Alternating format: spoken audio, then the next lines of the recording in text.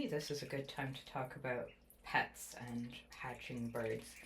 So, as you can see, the birds are in the bathtub here, and that's great. But something to keep in mind with the various pets that you might have is that some of those pets are either predators by nature, or in certain cases, like the poodle you see here, poodles are bred to be hunting dogs, duck hunting dogs, actually.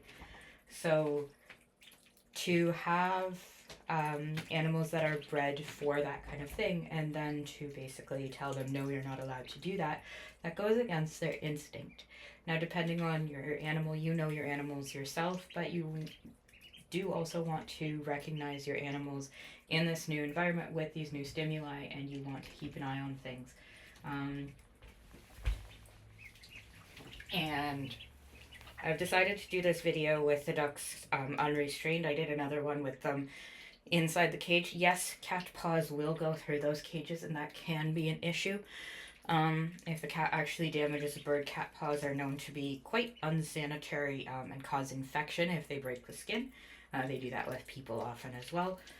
But with such a small animal, they're obviously taking up a larger percentage of surface area.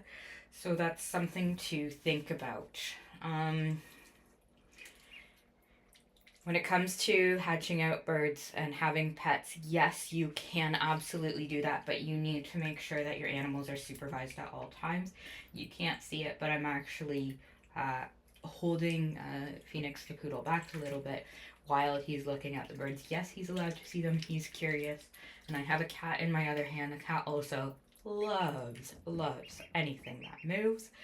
And I've got her firmly contained under one arm. She was allowed to look. She jumped up on the edge of the bathtub for a little bit, but I'm right here with my reflexes ready to grab her if she decides to jump in the water and decides to go hunting, which she does do on her own time sometimes in nature. So, again, to expect an animal to not do what they are bred and adapted to be able to do might be very, very difficult. So, when it comes to this, always make sure that your pets are supervised if they are anywhere near the hatchling.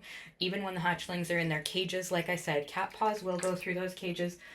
Dog noses can tip the cage over and cause its own level of havoc. So just beware, be super responsible and super vigilant in those situations.